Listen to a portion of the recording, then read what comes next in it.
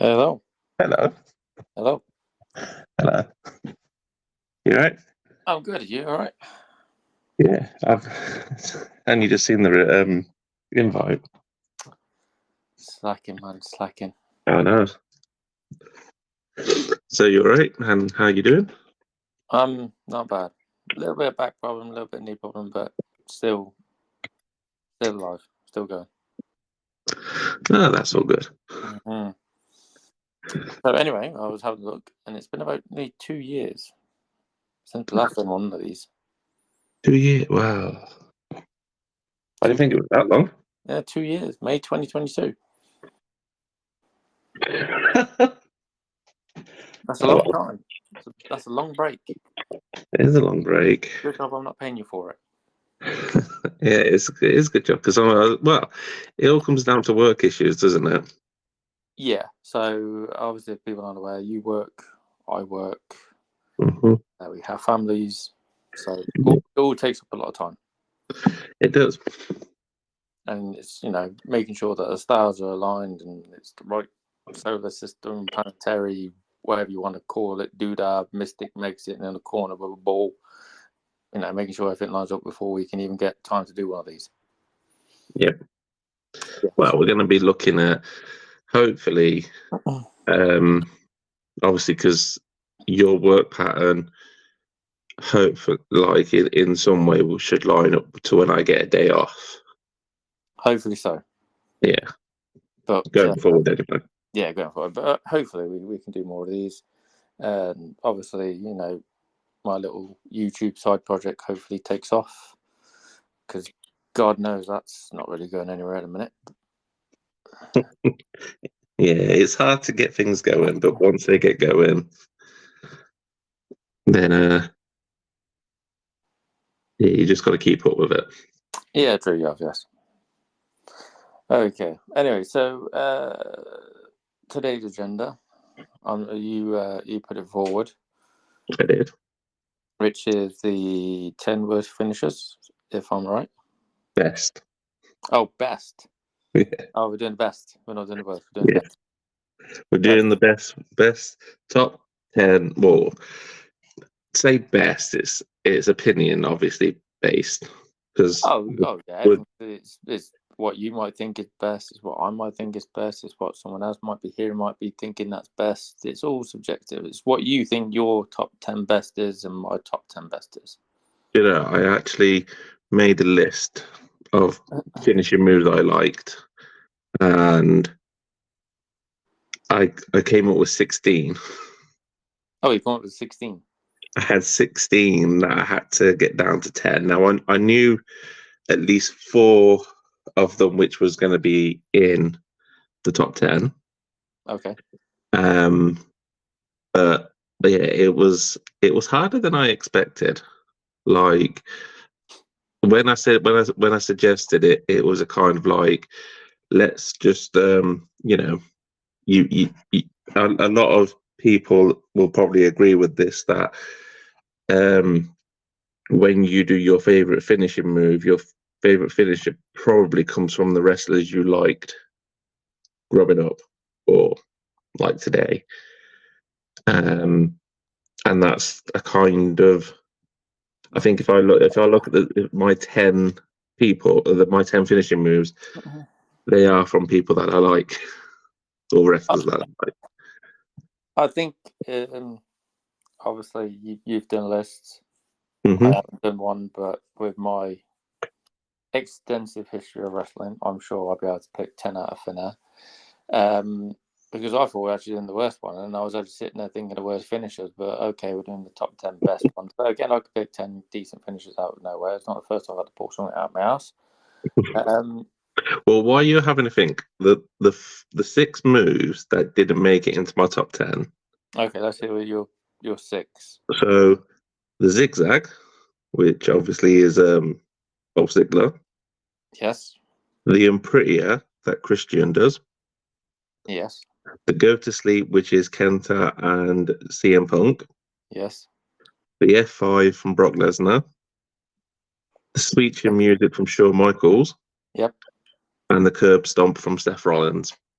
Okay. I thought you would have put something like the F10 in there from Brian Cage. Is it Brian Cage that does the F10?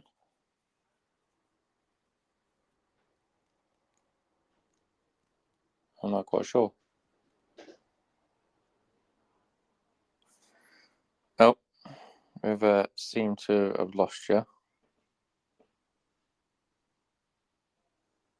Hello? Ah, there you go. You're back. Thought you fell asleep. No, I was going to say, I heard you about the F10 with Brian Cage, and yeah, I don't like that move. Oh, so I was right. It's Brian Cage with the F10. That's all I wanted to know was if I was right. Yeah, but yeah, it's the F5 from Brock Lesnar. I do like that move.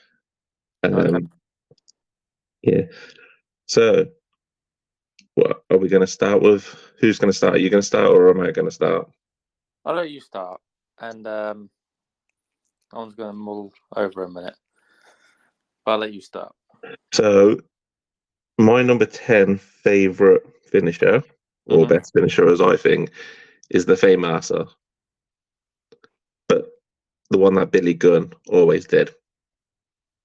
Okay. Not so much now, but obviously when growing up, obviously everyone knows I was Attitude Era. Yep. Like, that's my favorite era of wrestling, and I just love the way that the Fameasser was. I don't, just the way he would jump up on top of their head, like their leg on top of the head, and drill them to the ground. Awesome. I just thought it was. I just thought it was a really good finishing move, and back in the Attitude Era, there were some good moves or finishing moves, but nothing was like the Fameasser. Well, there was. So Mr. R started using the Fameasser, I think, around about probably middle to late 98, 99 onwards. Before that, when he was with the Road Dogg, with the original New Age Outlaws before they joined DX, he used set out pile driver, if I remember rightly. He used a pile driver. Is that the one where he picked him up and Road Dogg jumped off the middle rope? Oh, that was a tag team. That was like a spike pile driver. That's like paying homage to like the Brainbusters with the spike pile driver. Okay. But yeah, he done a pile driver, and then before that, when he was Rockabilly, he was using the shake, rattle, and roll. And then obviously when he was with the Smoking Guns, I'm sure his finisher, if I'm wrong, someone point out to me, but I'm sure it was the Tennessee Jam, which was a diving leg drop from top rope.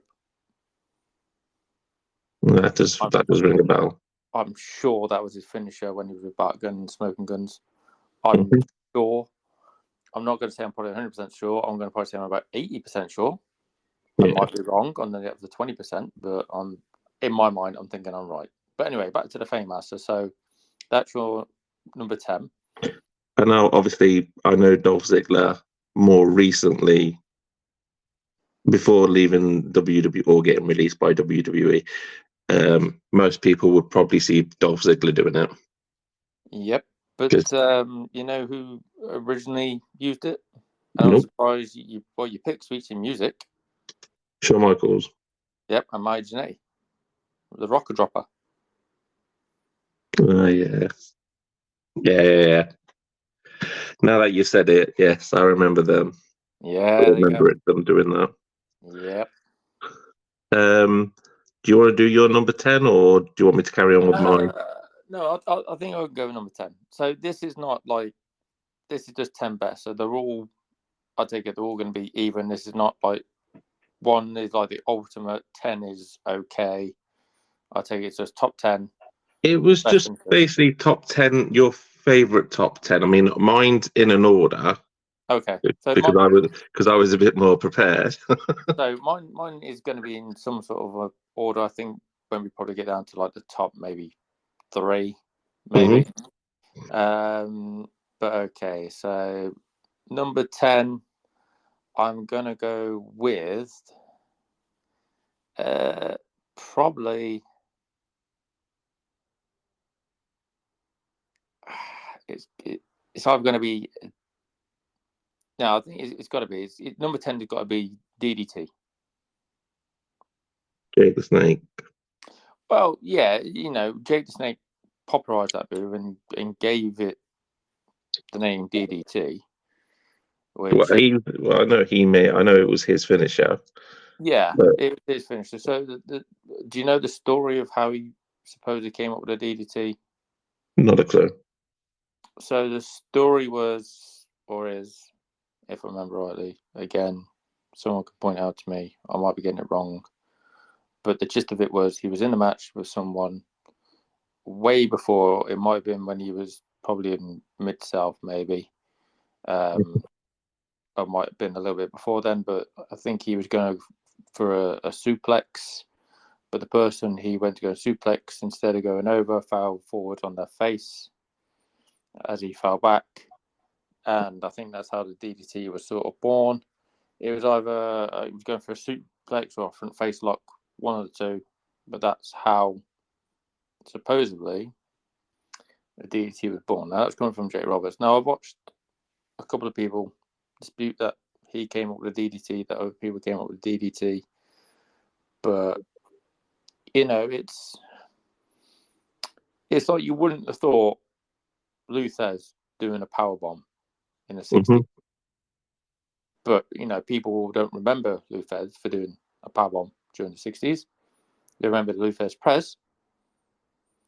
I think that was also popularized by Stone Cold Steve Austin. Yeah, and to a later point, Randy Orton. But the power bomb as well. So yeah, there might have been an instance where DDT was probably done before that, but I think Jake Roberts, he popularized the move. But so when did Jake Roberts start breaking into the wrestling business? It must have been it's got to be probably late 70s, early 80s. Yeah, I was thinking at least got to be the 80s, at least, if not earlier. I really want to Google that. A minute. That's good. Can you Google it? No, because I think if I come off, it's gonna take us out. I think the same thing's gonna happen to me. Well, obviously, like I said, we can always find out afterwards and put it into the next one. Sure someone can but with the started growing in the 70s and 80s. But anyway, I mean, I looked at like old wrestling moves, and when you look at old wrestling moves, including the DDT, it's like just a normal move now. Everybody does them. Back in the day when Jake Roberts did it, that was the finisher. And when you watch the wrestling matches, you never saw anyone do a DDT unless Jake was finishing the match. But you can guarantee in every match you probably watch nowadays, there is some version of a DDT in that. Oh, yeah. There's always some version of DDT. You got the Rock's float over DDT. Mm-hmm. You've got spike DDTs. You've got the ones where you jump off the middle rope or top rope. Jumping DDT. Top rope DDT, springboard DDT. Yeah, there's loads. Like I said, there's so many different versions of it now. Yeah, so many different versions of it now. But you think of the people that made the DDT what it was. So I'm getting back to Jake the Snake. If he is the innovator of that move, you look at Jake Roberts or Jake Snake. I don't know if it's snakes. He's only one person, people. Jake the Snake. So Jake the Snake did the move. Then you look at other people that were doing the move around that time. Maybe probably a little bit later. Michael Pierce Hayes. Buddy Jack Roberts. Terry Gordy was doing it. The Freebirds for most people out there. The Freebirds. Yeah, Fabulous Freebirds. And then you look on later on down the line, you had people like Tommy Dreamer, Raven with the even flow. And then obviously The Rock doing, with the float over DDT, or Undertaker DDT that he would do sometimes. You got the Tornado DDT. Yeah, that's the one. So I think DDT is like a good solid number 10 for me. just for the cultural impact it's had, and obviously it's a move that, yes, you see everyone do it now, and it's not as dangerous or devastating as it was put across during those early days. You probably get a 1 count from it. Well, to be fair, I mean, you look at what is it the execution that Edge/Adam Copeland uses to finish it off? It's basically a DDT but picking them up. In fact, I think it may be even called the inverted DDT. So some yeah. I know it's not the DDT that Jake Roberts used, but that's what I was saying. Like now, even still, some wrestlers use a modified version of a DDT. Yeah. Like Dirty Deeds that Dean Ambrose used. Yeah, it's a double underhook DDT. Yeah. Same for Cactus Jack, Mankind, Mick Foley, Andrade. He uses the double underhook. Double underhook arm DDT. And then you look at, the reverse DDT, Scorpion Death Drop. Variation of a DDT. It's a move that, will go on forever and have different variations to it, which I think is a testament of that move for being around for so long, that there's different variations of it. Like you said, with the execution, which was originally known as the Impaler DDT. That's the one I was trying to think of. Because Gangrel used it. Yeah. It's a move that transcended time. And sometimes, you can look at someone doing a DDT and depending on how the person takes it, if they're really good at bumping and selling, can make that look like $1 million. Or some people can make it look like $5, really sloppy. Yeah. It has stood the test of time. It has, yeah. It has stood the test of time. And I do enjoy a good DDT. Yeah, I think every time I've created a moveset on any wrestling game, I think there is always a certain type of a DDT that I will put into my moveset.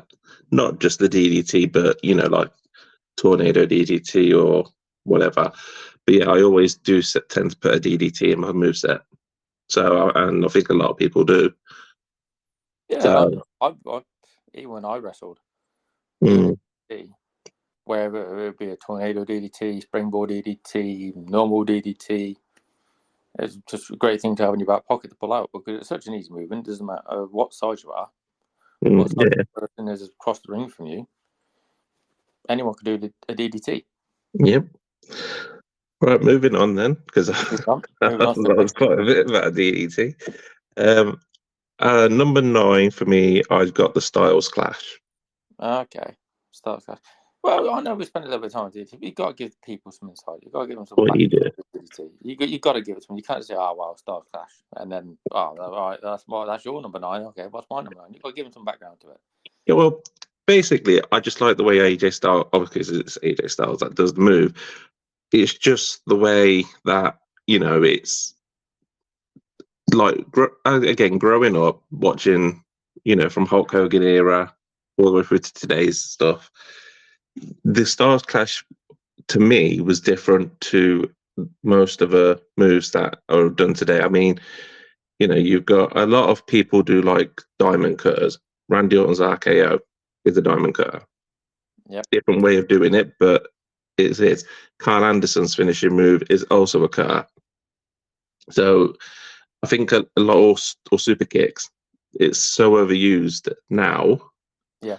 That the Styles Clash is, no one that I can think of has ever done one the same.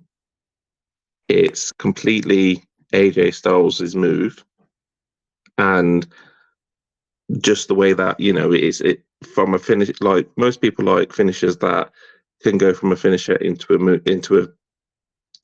free count. Yeah, and the Styles Clash, you drop them down, you roll them over, and obviously it gets you the win.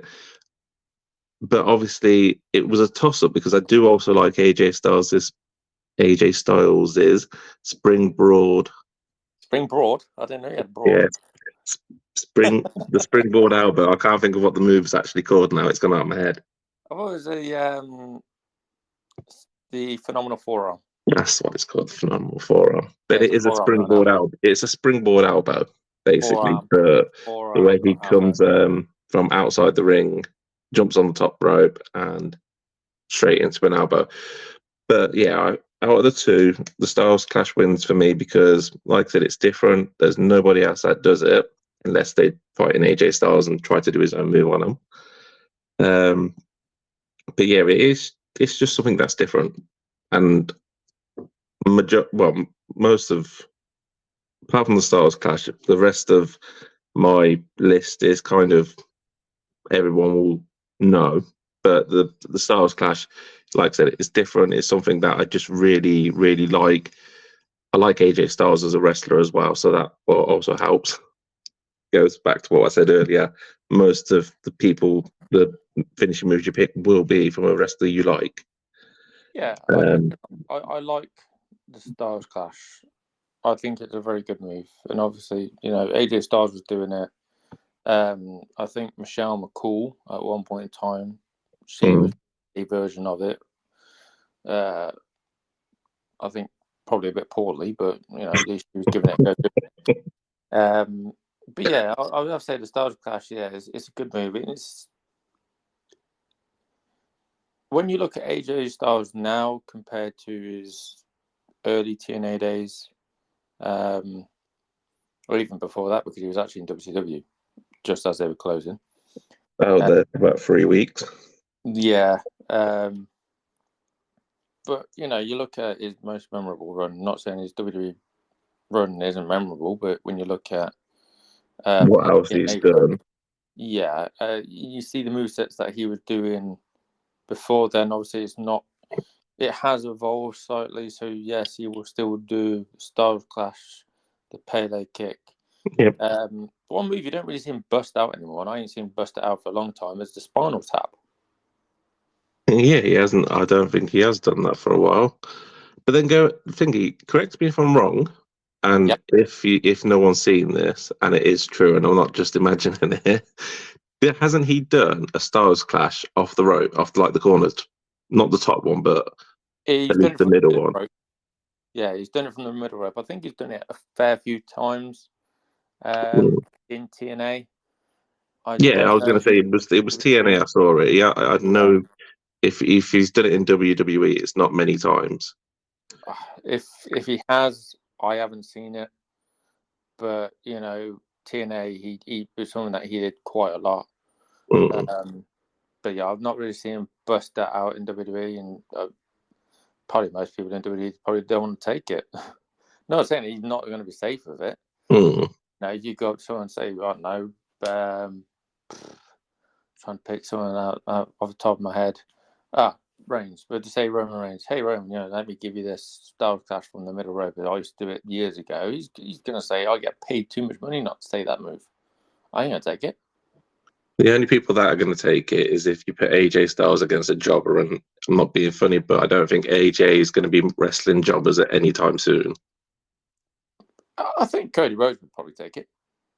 Well, he's just had a match with Cody Rhodes. I know that much. Yeah, Backlash. In France. Yeah, I haven't watched it. I haven't watched the pay-per-view. I haven't either. I've caught snippets.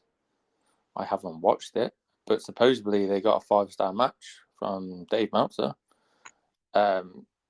which is pretty good. But I don't really think the star rating equates for anything anymore. But they only got a 5-star match, so good on them. So yeah, AJ is one of the wrestlers that I think is you can rely on him to give you a good match with somebody else. I think AJ can elevate wrestlers to a higher level. Maybe not so much going forward because obviously he's getting old a bit, but I know when his contract runs out with WWE, he is retiring.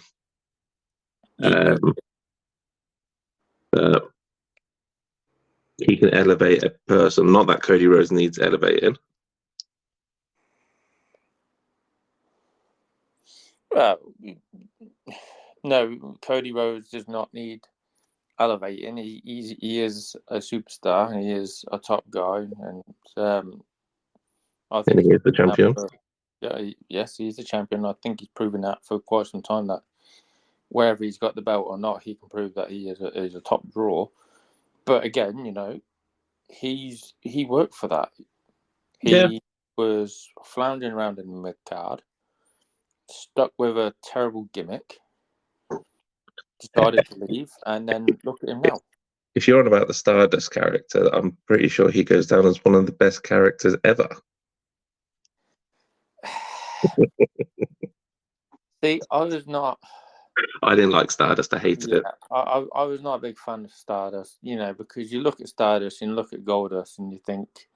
But I think the whole point they made Cody Stardust was so that him and Dustin could be a tag team as Goldust and Stardust, basically.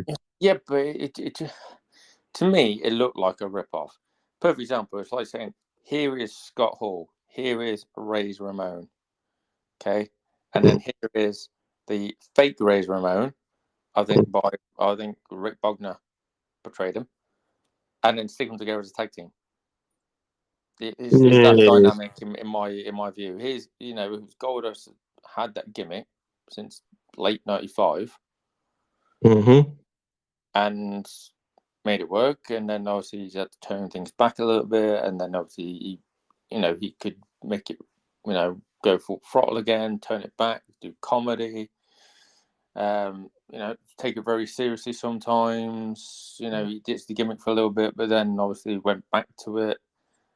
Whereas Cody Rhodes came in as Cody Rhodes, and then got given the Stardust gimmick. If it was different, that if he came in as Stardust, and then after a period of time, he sort of went down, the Dustin Rhodes route, ditched the gimmick. I'm more than that. I'm the son of, Dusty Rhodes. Then I think it would have worked a lot better. But because he came in as Cody Rhodes, and then I think dashing Cody Rhodes, and then undashing Cody Rhodes, and then Stardust. I think at the time though, because obviously Dustin was between WWE, WCW, and all that kind of thing. I think when Cody finally came in, they probably were going to push Cody. I don't think they were going to push Cody to where he is now. But I do believe that I think the Stardust thing only came around because Goldust had nothing, and they probably had no direction for Cody Rhodes, and I think they thought, well, put him in something like his brother, and they could be a tag team basically. Because before Cody left, let's be honest, he was basically a tag team guy. Yeah, he was mainly in tag teams or mainly in like factions. But the one good thing that Cody Rhodes did was he brought back the classic style Intercontinental Championship. Let's not talk about that. he brought that back, and supposedly he'd bring in his own or an old title back. Yeah, an old title back. There's pictures going around online. He's got the I think it might be an original, or it might be a replica. Probably might be original, but the original WWF Heavyweight Championship from the 70s, which people like I think Pedro Morales held, Bruno Sammartino held,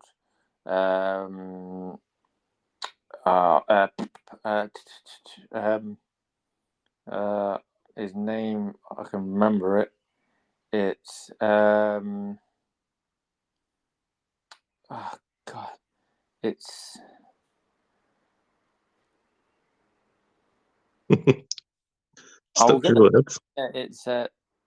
it's Stan Stasiak.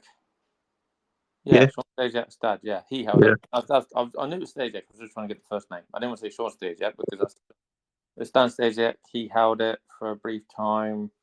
Then Superstar Billy Graham held it. Bob Backlund held it. There's a lot of people.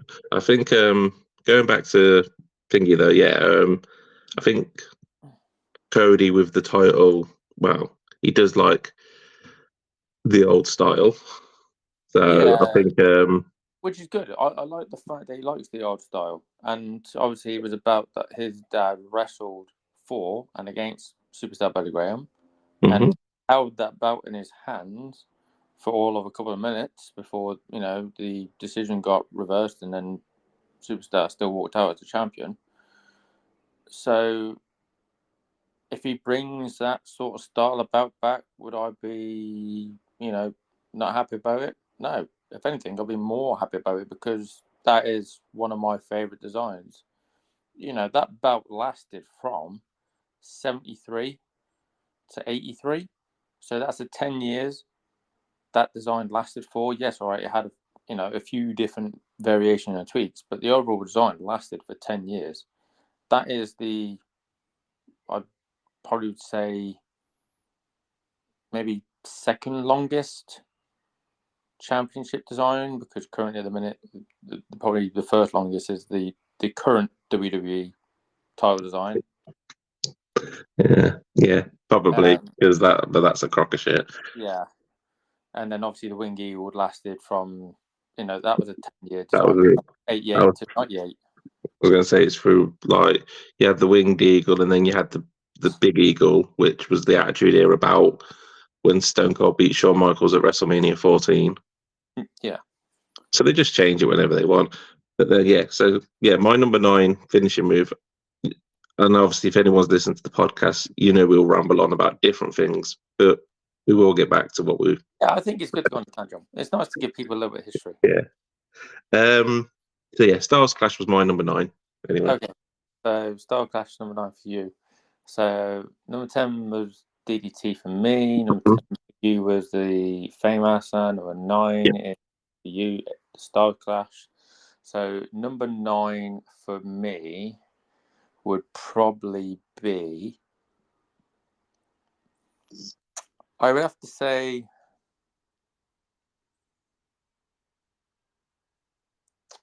the Running Power Slam. Is that kind of one? I know it was like the British Bulldog, wasn't it? Yeah, so the British Bulldog, Dr. Death, Steve Williams, Junkyard Dog had a version of it called a Thump. Correct me if I'm wrong, but doesn't Braun Strowman have something like that now? Yeah, I think it does. I think he does a version of it. But they pick them up onto the shoulders, and then they run around the ring, and then basically slam them down to the ground on top of them as well. Yeah. So the Running Power Slam for me, I think is a good move because again, you look at the people it's synonymous with, like you said, British Bulldog, Junkyard Dog. Excuse me, Dr. Death, Steve Williams used it at the Oklahoma Stampede. A simple looking move, but you're literally just jacking a guy up on your shoulder and just running from one half of the ring to another, jumping and slamming him down. Yeah, again, because obviously it's not before my time, because I know the British Bulldog and everything like that, and Dr. Death, Steve Williams and stuff. I actually like the move. I wouldn't class it as it is a finishing move because obviously British Bulldog, Braun Strowman nowadays does it more. I think it's one for big people that are strong people. If you get big muscle people. Oh yeah, it wouldn't work with someone like Rey Mysterio doing it. No, it's 100% a power move, but you look at the people that could deliver that move, and make it look like it's got so much impact and force. Oh yeah. Especially when you see not only the guy giving it but the guy receiving it literally bounce off the mat twice. You think fuck that's he's dead. I mean, I would feel sorry for, say, if you had someone like British Bulldog or Dr. Death or even Braun Strowman do that, and you're again, like a Dominic Mysterio or a Rey Mysterio. I would feel sorry for that person being under those people. Yeah, and then you look at a variation of that is what Goldberg would do, which is the military press into. Didn't he? Is that the one where he sort of held him up above his head with both hands, dropped him onto his shoulder, and then fell down with them? Yeah, military into a power slam. Yeah. Mm. Just adding again, like I said about the DDT, just adding that extra layer to it. So taking already an existing move which looks like it could kill somebody, and now you're jacking that guy another foot above your head before dropping him onto your shoulder and slamming him down with even more force. So, like you said, bigger guys doing it, like Goldberg as well. Goldberg is the one that I was talking about. Yeah, I think, like you said, and going back to what I said about power people, it does say it in the name, really. Running Power Slam. That's number 9 for me. I think this is going to be a common theme going on. Is that, like you said, your finishers are, going to be. I would say all of my finishers are probably Attitude Era going forward. Yeah, and I think mine is going to be slightly going further back than that. Where I think a good blend. To be fair, I think and I've got the older stuff. I think one of them it will go back further than before the Attitude Era. There's definitely one in there. I know that for sure. Oh, well, yeah, I'll check you out pulling one out. I know, pulling one out of there. But when we get there, you'll know why I've chosen it and when it's coming up. But yeah, I'll explain why. But then going on, then my number 8, not the spear, but the gore that Rhino did. I absolutely loved Rhino's gore. It looked like it would break you in half. You know what? I will give you that. When you look at the people that have done or currently use the spear, when you look at Rhino doing it, Rhino looked like he would literally break someone in half doing that move. It made me laugh because I watched something with Rhino the other day. Yep. I didn't watch all of it, but I watched some of it, and it was about his finishing move. And the person turned around and said, "When you hit the gore, no one kicked out of it," type thing.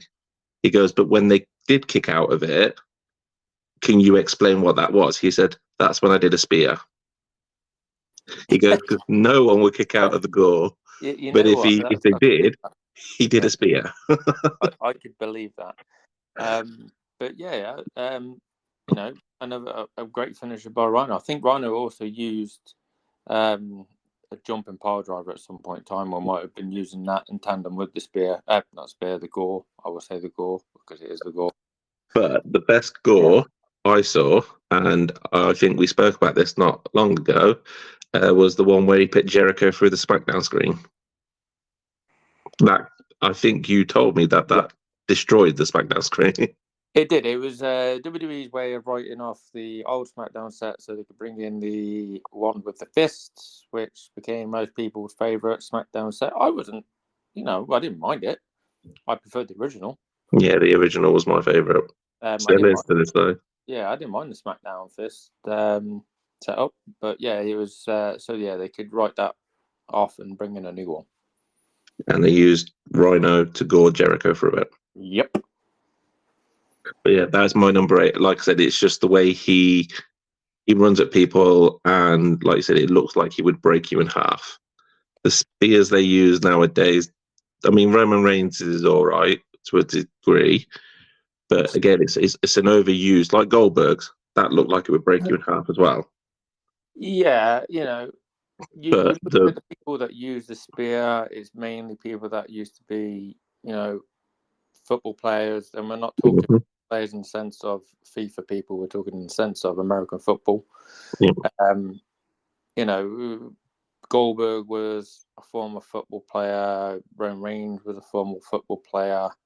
So, those two guys using it, it's believable because they could probably hit you with some force. But Rhino was on a different level. When people listen to this, if you've never seen the gore, you need to YouTube it. Yeah, I have to say, if people have never seen Rhino do a gore, or if they have, don't watch his later stuff. Go back and watch the stuff that he did in ECW and when he first came to WWE or WWF.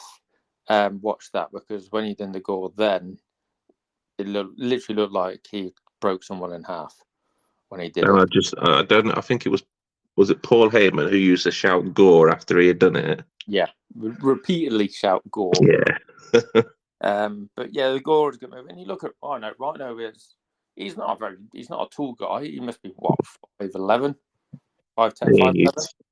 Yeah, he's smaller than most wrestlers, but he was quite built out, and I think that's what made the Gore look more powerful. Yeah, he was a quite a small guy, but he was just so thick. The guy had no neck.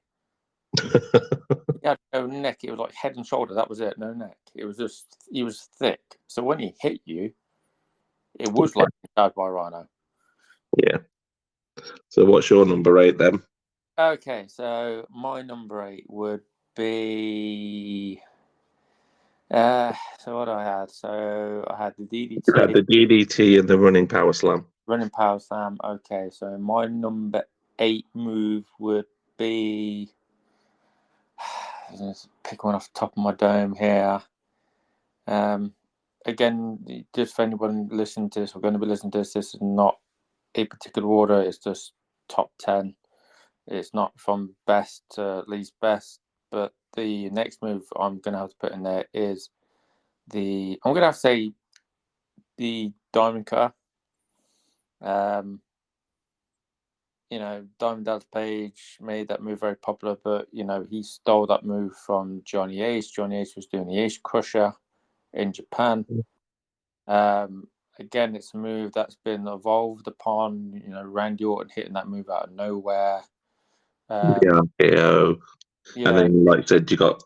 I'm pretty sure Carl Anderson uses it if he's in a singles match, and he definitely uses it when he was in Japan. Even more recent. What does Carl Anderson call it? The stun gun? I think so, yeah.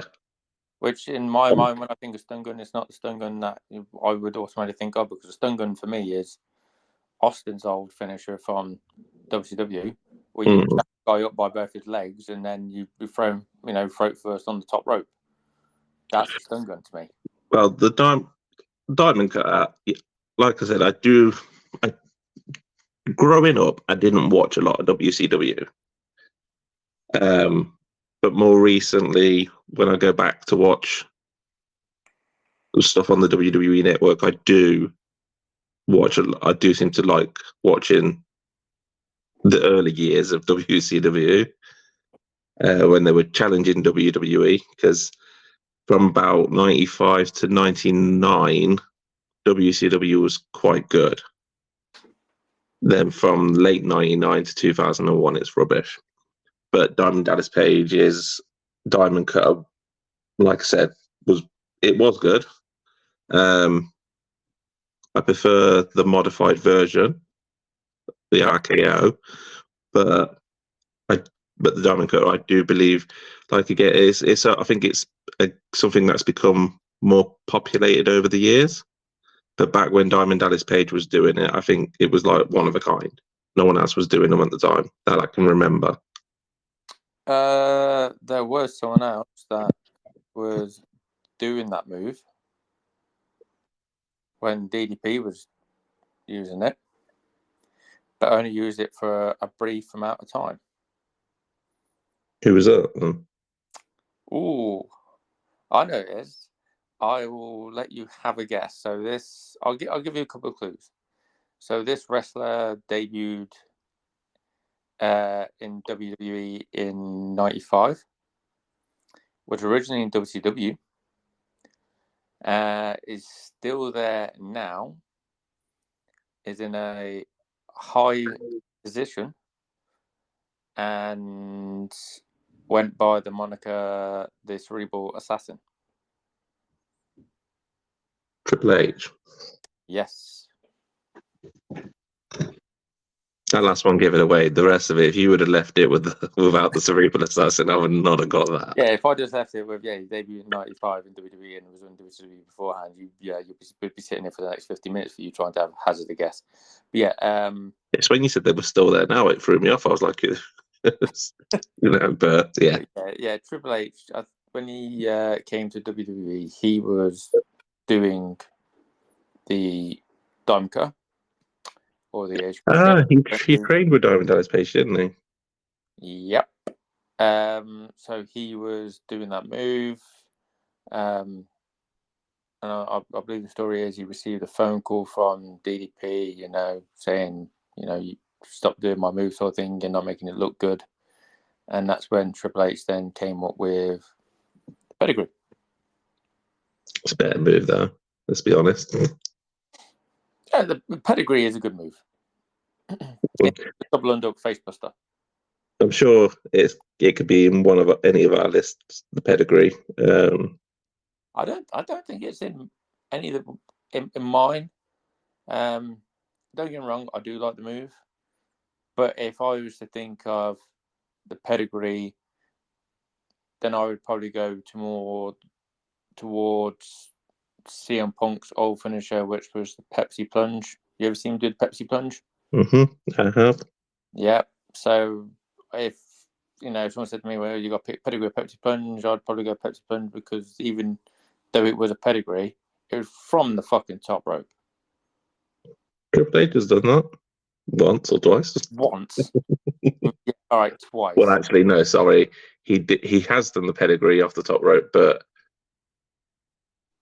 it's hard to explain. But obviously, they were facing the ring. Triple H was facing the ring, so as they jump off to do the pedigree from the ropes, they're jumping into the ring, not the opposite way around type thing. Pedigree. Get my word mixed up here now. Triple H would have his back to the audience. To the audience on the top rope, with the guy facing forward to him, as if you're. And then they jump into the ring. Yeah, as if you're going to do a suplex, but instead of doing a suplex, you're going. Diamond Cutter. Yeah. My number 7 was, I do like this move. Not many people do that I've spoken to that like wrestling. The End of Days by Baron Corbin. I do actually like The End of Days. I don't like Baron Corbin so much.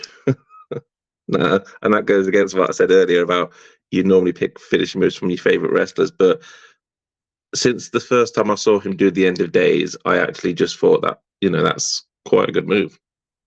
Like just the way he'll swing them, like arm out holding the shoulder, swing them up so their legs are in the air, and then swing them all the way through and slam them off the mat. Yeah. The End of Days it's just something that, like I said, when I said Baron Corbin doing it in NXT, even like I haven't seen Baron Corbin wrestle for a long time now, but The End of Days was one of my favorite finishers in terms of like moves that I like, and yeah, just from the first time I saw it, thought it was it's different as well. It's not a super kick. It's not a cutter of some sort or a DDT.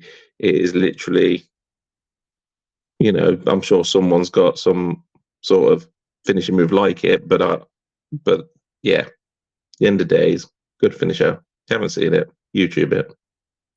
Yeah, End of Days is a good move. I have to admit, End of Days is pretty good. So what's your next finisher? Well, when I was just hearing you talk about The End of Days, I just had a move pop into my head. It's going to have to be the Bossman Slam / Black Hole Slam by Abyss. Oh, yeah. Yeah, just when you talk about The End of Days, then that was just popped in my head. But yeah, the Bossman Slam or the Black Hole Slam by Abyss. I think it's a good move. I think again, like it's a simple move, but depending on who does it, some people can make it look better than others. Yeah, it's just you whipping the guy throat and you just catch him into a sidewalk slam. But instead of a normal sidewalk slam, it's, how can I put it to people? It's more of a rock bottom into a sidewalk slam. Yeah, I suppose that would be a good way to describe it. Yeah, I think that's going to be a good way to describe it. But yeah, the Bossman Slam by Big Boss Man. or the Black Hole Slam by Abyss. I think that's probably my number 7. I like that move. I think when you like said when you doing a list of sort of stuff, you kind of forget certain moves. Well, I haven't even got a list. No, but I mean, not even just the list, but when you're talking and someone else, the next person you're talking to will say a move, and you'll think, actually, like me talking about the end of days made you think of the black hole or the Boss Man Slam. Yeah. It can make you think of things by talking to people that you didn't think of in the first place. So obviously, I made you think of a move that you probably wouldn't have even thought of if I didn't say the end of days. I wouldn't have thought of, and I would give you it help me get my number 7. Right, my number 6. Won't spend long on it because Bifingi, the RKO. Okay. We've gone over it. It's a diamond cut, but just does it differently from what Diamond Dallas Page or anyone else does it, and the whole out of nowhere, because the best RKO I think people will know is the one at WrestleMania where Randy Orton and Seth Rollins faced, and Seth went to do the curb stomp, and as he lifted him up, Randy Orton got up and caught him in an RKO. WrestleMania 31. Yeah. That is a good RKO, but it's not the best. I can beat but I think RKO. It's the most memorable that people will remember because it's a WrestleMania.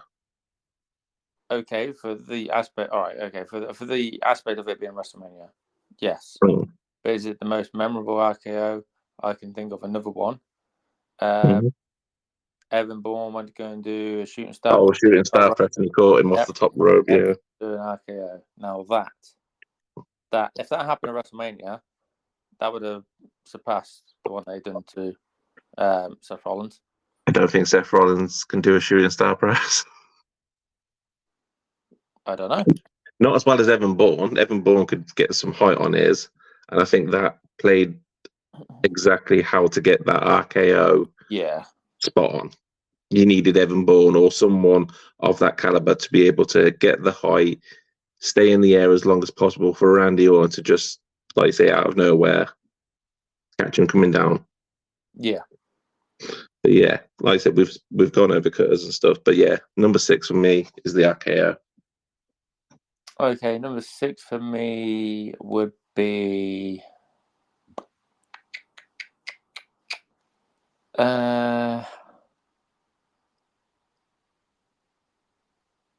I'm gonna have to say Powerbomb.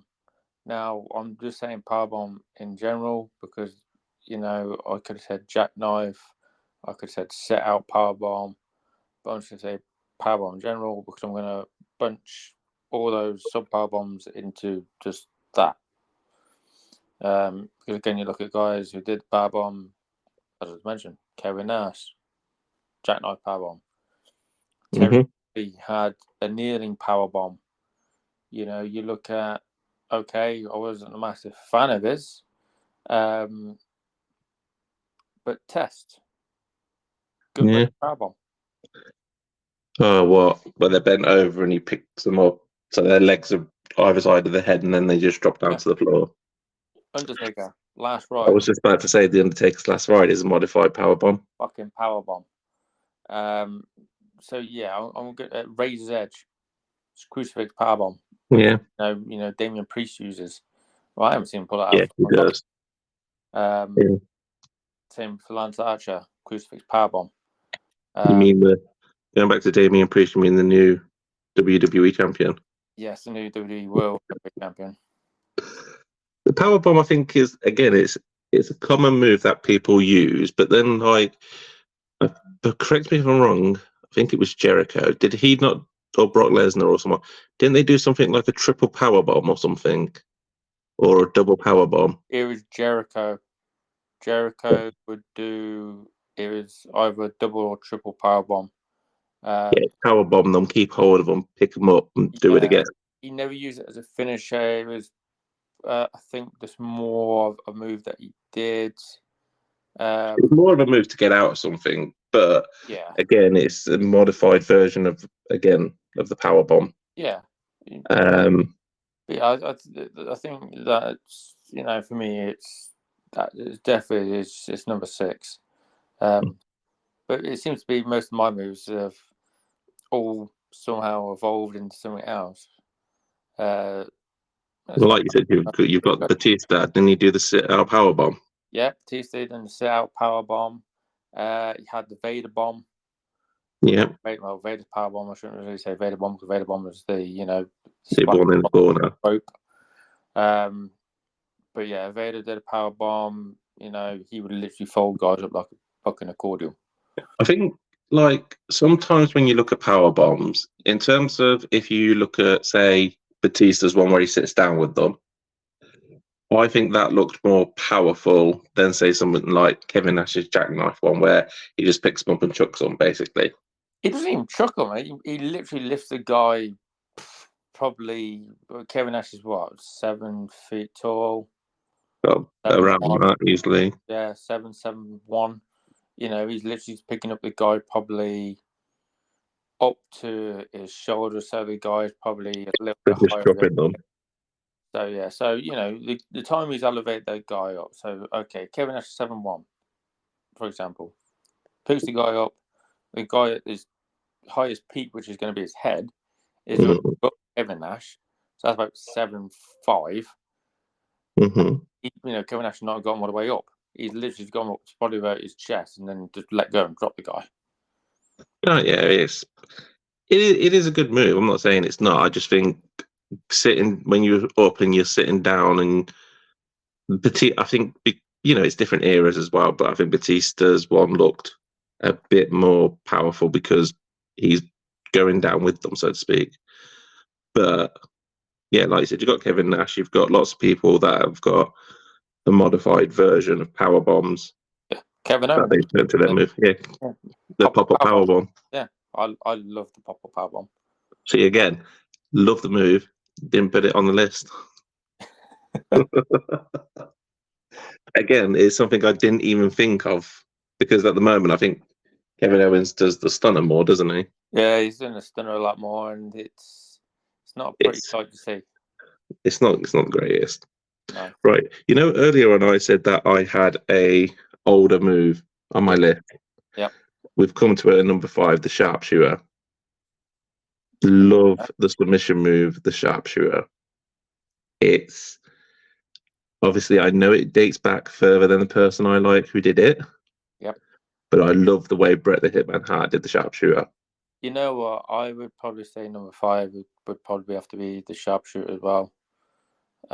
Again, yeah, like I said, Bret Hart, one of the guys that made it famous, or if not even more famous than what it was, because Sting was doing it way before Bret Hart was. Wasn't he calling it the Scorpion Deathlock, though? So the original name is Scorpion Deathlock. So that is the original name. It's not the name that Sting given it. I think the original name is Scorpion Deathlock. So Sting learned that move, I think, from a Japanese wrestler or watched a Japanese wrestler do it. So Sting started to use that move. And then when Bret Hart became a singles wrestler after breaking up with the Anvil in, I think, probably early to late 91. Might be right, might be wrong, but around that time anyway. It was early 90s at some point. I'd say around about early 91, late 91. I think he broke up with the Anvil because I know they were still tag teaming in 1990.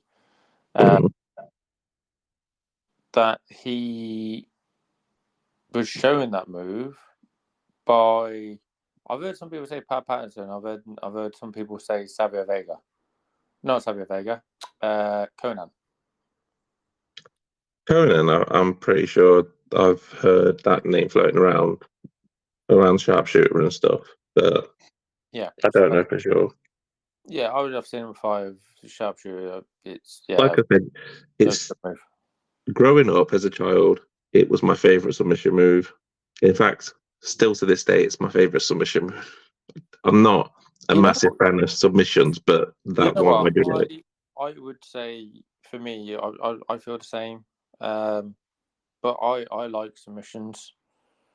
When I wrestled, submissions was one of the things I loved, and I used to love doing the sharpshooter or scorpion deathlock, along with other submissions like single leg crabs, camel clutch armbar, sleep holds, cobra clutch. Sorry, there was another one. Wing.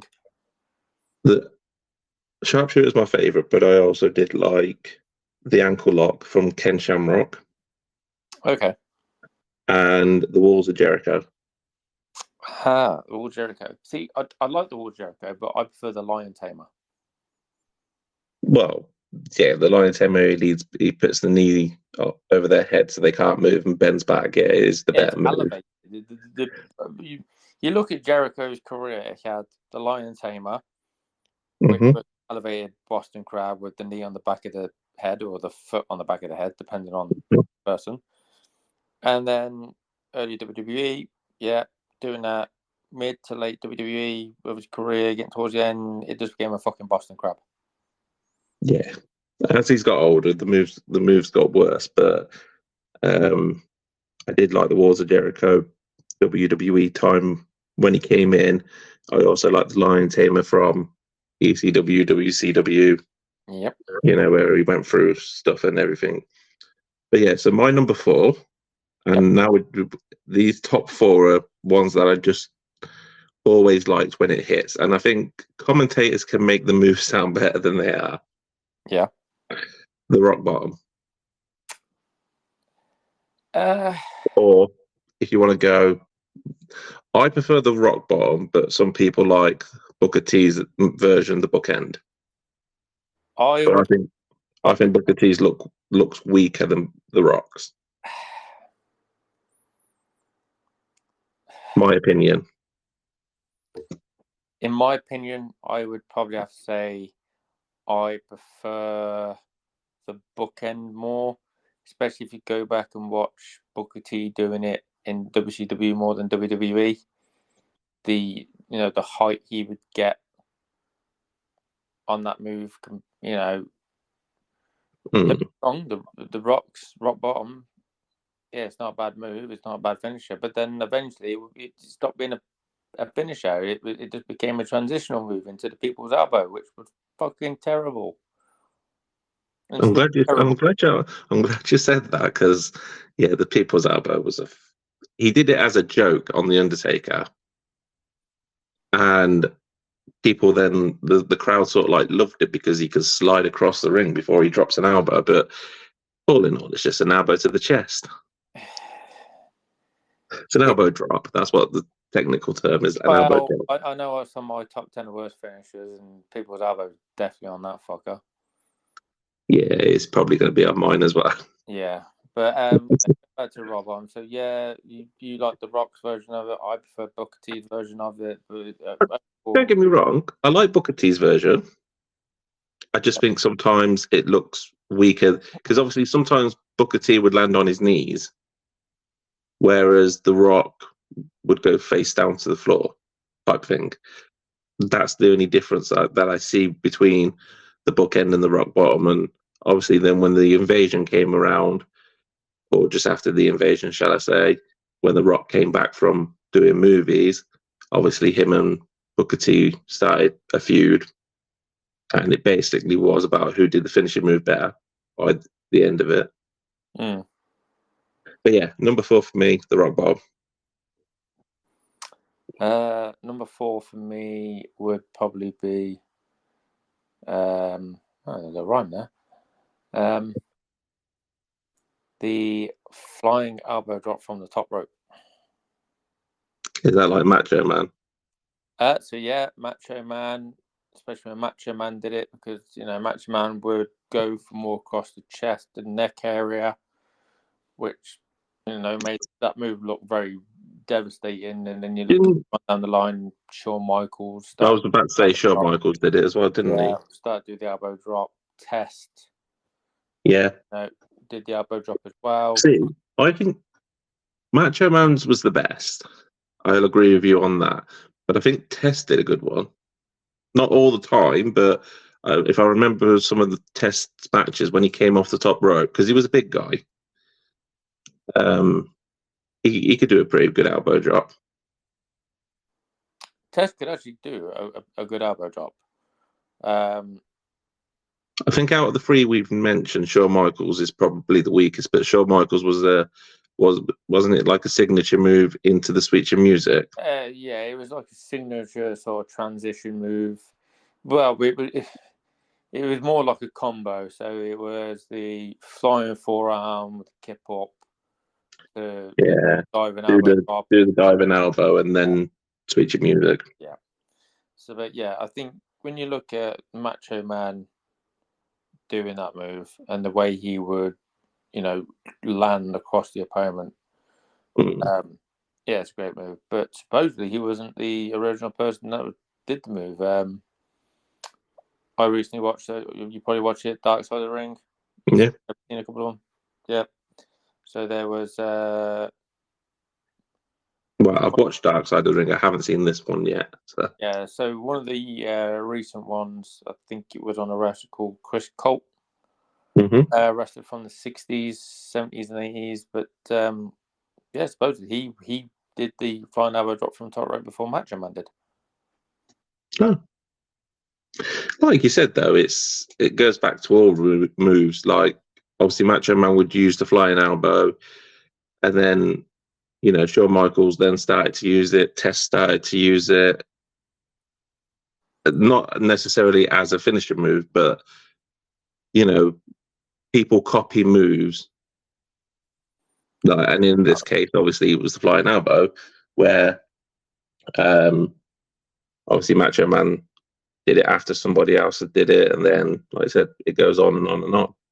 Yeah, Test used it as a finisher for one point in time. Because he was using that around the same time. I think he was using the pump handle slam. We might have been using the elbow drop before the pump handle slam, but it's around that same sort of time, and then he transitioned to the big boot. But you look at the people that do the elbow drop today. You got, I think, Kairi Sane does the elbow drop. The pirate drop. The pirate's elbow or something is called. Yeah, and then you've got CM Punk pays homage to Macho Man with a flying elbow drop. Like you said, I think some moves that were used back in the day, you still see, like I said, it transitions. I've totally forgot about Kairi Sane's one, but yeah. It's basically just her version of the elbow drop. Yeah, I just want to hit on something really quick. Something that really annoyed me. Now, you've played, obviously, we're on about the WWE 2K24 game here at the minute. We're just taking a slight side path to this. But you played the showcase mode, yeah? Still playing it. Okay, I'm still currently playing it as well. But you did the Macho Man and Ricky Steamboat WrestleMania 3 because obviously it's the first match you do. Yeah. Okay. In that, Corey Graves said, Macho Man comes off the top row with his patented flying elbow smash. Yeah? He does. Yes, it is the elbow smash. But when he said that, Macho Man was literally coming off the top rope to the outside to Ricky Dragon Steamboat with a double extendo smash. Yeah, but what does Corey Graves do? Fuck all. Yeah, because in that he said the first ever Saturday night main event in 1986. Saturday night main event debuted in 85. Again, original statement. What does Corey Graves know? Nothing. I reckon sometimes when you play the showcase mode or when you listen to people talk, they've got a script and they've been given it, and it's like, even though main event came around in 85, if people don't want to research it, they'll just go by what's said in the game or whatever it is you're watching. Yeah, the only thing I could think of is he was probably on about the two instances that he faced George Animal Steel. So he faced Animal Steel on, I think, 2 episodes of Saturday Night Main Event, one in 86 and then one in 87, beginning of 87 before WrestleMania. For for WrestleMania 3, but I'm Yeah, very because when he faced sure. Ricky Steamboat, George the Animal Steel was ringside. Yeah, but Yeah. I'm sure Saturday night's main event was first in '85. Yeah, but it's Corey Graves. We don't trust Corey Graves. No, I don't even give them the information either. To be fair. So, well, an hour and 10. So, yeah. Third move, 5-star frog splash from Rob Van Dam. Okay. Best, I don't know what it is, but just the elevation he gets and curls his body up and then stretches out before he hits the person on the floor. I mean, not nowadays that what Van Damme does, but back in his early ECW, and then when he came over to WWE, just the way he hit the 5-star frog splash, it's one of my favorite top rope moves of all time. And again, if playing games, if I have a move off the top rope, I will always put the 5-star frog splash in there. I just absolutely love it. It's better than any other frog splash I've seen, and I know a lot of people do frog splashes. Eddie Guerrero did one. D'Lo Brown did the lower down, which was a modified version of it. I think it was the lower down or whatever it was, but yeah, Rob Van Dam's 5-star frog splash, like I said again, is how he just got so high and then curled his body into like a ball and then stretches out just before hitting the person. One of my favorite aerial, like high flying moves, or if not, my favorite high flying move. Yeah, the frog splash. Yeah, it's a great movie. Again, you look like you said, RVD, D'Lo Brown, Eddie Guerrero. But it was actually, speaking of Eddie Guerrero used to be in a tag team with, I'm trying to remember his name. Art Bart. Arbach? What was it, Arbach? I don't know. It came to my head, just that name, and something with Eddie Guerrero. I know that. Let me just double check. I can tell you now. But while I get to looking, it was his tag team partner that did the Frog splash. Yes, thank you very much. So obviously, when his tag team partner died, he done that move out of memory for him. Which I was going to say he didn't do it till like late, well, into his WWE career. Yeah, it's Art Bar. I knew it was something. Yeah, Art Bar. Art Bar did the frog splash. What's your number 3 then? Oh, we're already getting down to the 3. Oh, okay. So that's what it is. 5-star frog splash was my third. Okay. I'm going to have to go Tombstone Pile Driver. Yeah, I did think about this move. Now, obviously, Undertaker, Kane, it's not a move. But obviously, I think the real name for it is an inverted sit-out pile driver. Yeah, I think obviously for the Undertaker because of the character he was playing. So again, like I said, the move has become synonymous with Kane and Undertaker. When you say pile driver, people don't go, "Oh yeah, Kane Undertaker." But there were people doing the move way before Kane and Taker were doing it. You looked at Dynamite Kid was doing it in Japan in mid to late 80s, probably even probably maybe even Stampede. You had Don Morocco, that was his finisher, was Tombstone Pile Driver. Well, you look at it, I know Undertaker was using it first, and most people out of him and Kane, and people, like you said, will think of those two first. But wasn't both Kane and Undertaker's finishing move the chokeslam first before the tombstone? No, Undertaker's finisher was actually the tombstone because he delivered tombstone. Mm. To Yeah. I've just had an image of him back in when he first. Yeah. He adopted the chokeslam afterwards. Yeah. Well, he was even doing the chokeslam then because I think he bounced. It might have been Bret Hart off the ropes. Caught him in a chokeslam, but it was like a sliding chokeslam.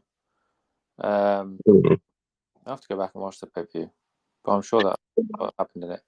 But anyway, getting back to the Tombstone Pile Driver. So yeah, like I said, people think of Kane, Undertaker, but as I said before, Don Morocco, Dynamite Kid, Owen Hart. I think even David Boy Smith at some point in the 80s also did that move as well. But it's a move that you see going back in time, quite a few people doing it. And half the time it wasn't even a finisher; it was just just another version of a pile driver.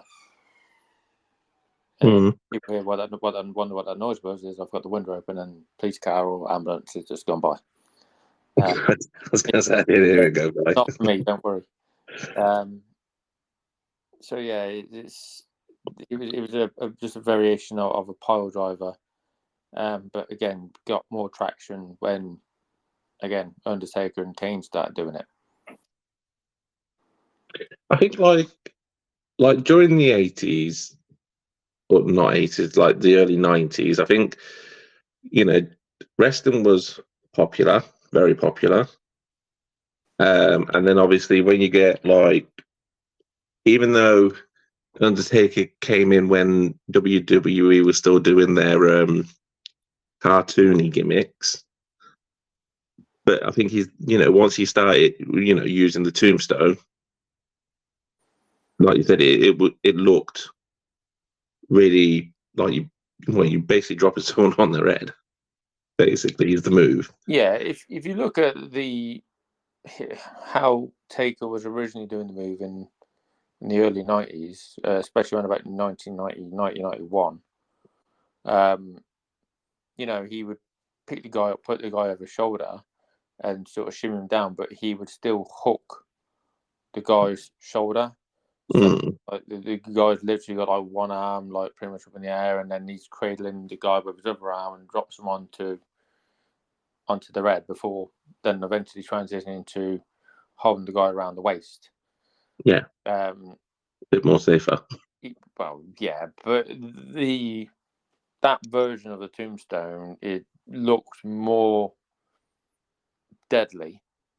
Yeah. Than what eventually he started doing, but as he said, he started to refine the move a lot more better. But yeah, for anyone out there, go back and especially look at Undertaker's debut in around about 91, especially when he was doing the Tombstone Pile Driver, but also go back and look at Don Morocco doing the Tombstone Pile Driver because that was his finisher for some time. And the resemblance between how both Don Morocco and Taker did it. Yeah. My second one, and again, we've not touched on it too much, but it's in the name of the person who I like doing it, was the Stone Cold Stunner. Now, maybe most people would say it's the selling of the other people that make the Stone Cold Stunner look good. But I just think it's it is basically like a kick to the gut and then the jawbreaker off the shoulder. But I think it's the delivery that Austin delivered it that made it look, and the people selling it that made it look better than probably what it would be, other than Vince McMahon. Vince McMahon could never sell a Stone Cold Stunner. Well, he couldn't even do a Stone Cold Stunner. That's why we had the McMahon Stunner. Yeah. But I think like, because obviously, again, Attitude Era, every time Stone Cold hit the stunner, no one was kicking out of it until a bit later on when he started feuding with The Rock and everything like that, and Triple H and stuff. But yeah, I just thought the Stone Cold Stunner was, like, growing up, was one of my favorite moves. What I'd like to try and find out, I'll probably have to do a bit of digging. I won't have to do a lot of digging. Is who did it first, Mikey Whipwreck or Stone Cold?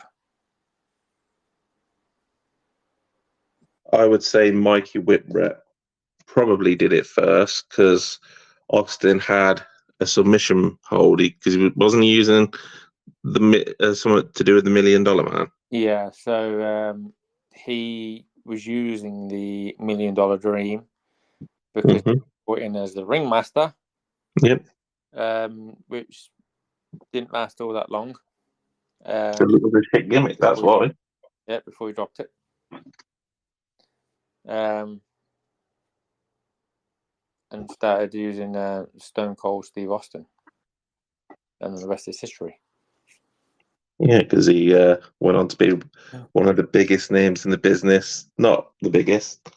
I think that still is held by one Hulk Hogan, but during the Attitude Era, he did basically became the biggest star in the industry. Yeah, closely followed by The Rock. Yeah, you look at the Attitude Era in general. You had a lot of people judging for that position of top guy, and yeah, Well, Austin wasn't even going to be the top guy, was he? No, because if you think about it, if I remember correctly, Triple H was supposed to win that King of the Ring that he won, but because the Clique decided to go into the ring and show that it's all kayfabe and not real, Triple H got punished for it all because Nash and Hall were leaving to go to WCW. Shawn Michaels was the champion at the time, so they couldn't really do much with him. So Triple H got all the brunt of it. And he was supposed to win that year's King of the Ring, but because of what happened, they changed it to Austin. Yeah, and obviously Triple H would then end up winning it in '97. Yeah, because he took all the punishment and didn't moan about it, just did everything that he was asked of. And then they thought, okay, well, he's not moaned about losing. He's not moaned about getting beat every time. And then, they put their trust in him again, which is when he won King of the Ring. Oh, it's not really trust. It's you can't punish two guys because they're already walking out the door, walking to another company. You can't punish the third guy because he's your top superstar and holds the belt. So it was only Triple H that they could punish. So someone's got to eat shit for about a year, and unfortunately, it was Triple H. But you look at him now; he's head of creative and everything else. So yes, and he became champion, God knows how many times. So it's not really a bad thing. But yeah, going back to it, Stone Cold Stunner, like I said, Attitude Era move, popular because of who did it. Like we touched on it earlier, Kevin Owens does it now, but it's not as good. No. As much as I love Kevin Owens, just not as good. No. Stick up to the pop-up power bomb. Yeah. He needs to stick to the pop-up power bomb because he... Don't get me wrong, I like Kevin Owens, but he gets gassed really easily.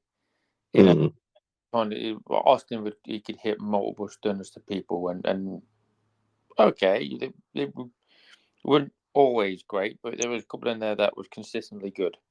Yeah. Kevin Owens, when he's coming in to help clear the ring for Superstar and starts throwing stunners, first one's all right. Second one, not bad. Third, and then it starts slacking off. They just start slacking off. And I don't think he gets gassed too easily. I don't think he's got the stamina, which is no offense to Kevin Owens, but I just think he hasn't got the stamina and the quick timing to get from a stunner move back up to get the next one. Yeah. So what's your number 2 then?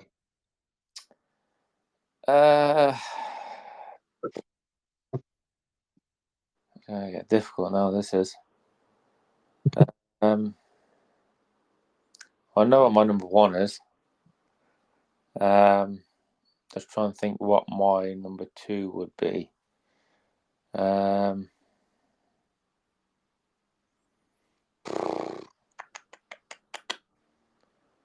That's quite a tough one. Just trying to think.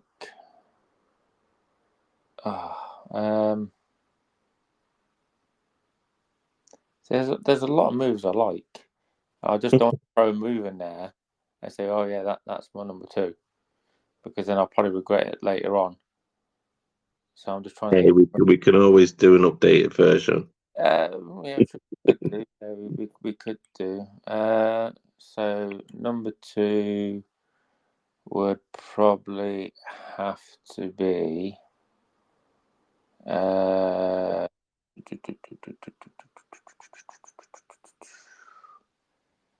You know what? For this one, I'm just gonna go for another submission. Not submission. I might change my mind later on down the line if we ever come back to this.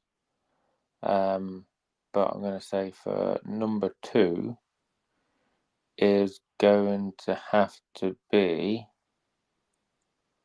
the Rings of Saturn. Oh. See, when you were taking your time, I thought it's going to end up being the ankle lock or the figure 4 leg lock. I was thinking the figure 4 leg lock. I was thinking about that. Correct me if I'm wrong, but doesn't Pac use that move now? Yes, he calls it the Brutalizer. Is it Brutalizer? Yeah, in AEW. Yeah. Yeah, it's basically the Rings of Saturn. Yeah. Yeah. I've not seen any. Well, apart from Pac, I don't think I've seen anyone else do it apart Perry Saturn do the Rings of Saturn. Perry Saturn was the first person I saw it, obviously being his finishing move at the time, and yeah, more recently Pac I've seen use it, but I haven't seen anybody else. Yeah, I haven't seen anyone else use it. It's a unusual submission, but a good one. Yeah, I was just trying to think of the submissions that I like, and there's quite a few I could have gone with. Thinking about it now, there is another I know we spoke about submissions earlier, but another submission and a former teammate of Perry Saturn, and I don't mean Dean Malenko. You want to vote Chris Benoit? Yeah, Chris Benoit with the crippler crossface. That I did like that for submission as well. You know what? That move did pop in my head, and I was thinking about submissions. I was thinking, I do like the crippler crossface, and I'm thinking I also like the Rings of Saturn. See, if I had to choose, crippler crossface would have come before Rings of Saturn. It was a hard decision. Again, I do like a good submission move, and I'm trying to think of submission moves that had an impact on, well, not on, but also in wrestling as well. And there's so many to choose from. You know, you think about, you got like the Cobra Clutch, which is also the $1 Million Dream. Mm-hmm. Variations of the sleeper hold, which people like Rowdy Piper used, Brutus the Barber, Dolph Ziggler used a sleeper hold. He did. Then you think of but it's like what we said earlier with like the Walls of Jericho. It's a Boston Crab. Yeah. But double leg Boston Crab. You can modify it, make it a single one. If Texas Cloverleaf, Dean Malenko used that one. Yeah. There's lots. I mean, as you like when you're even going back to the computer games, when you create some like a wrestler, you're either a technician or you're a powerhouse or you're a high flyer. And obviously, in the technician, especially like Bret the Hitman Hart, there was so many submission moves he could use. Obviously, he favored the sharpshooter. Yeah. But there are loads of submission moves, just like high flying moves, powerhouse moves. There's loads in each category.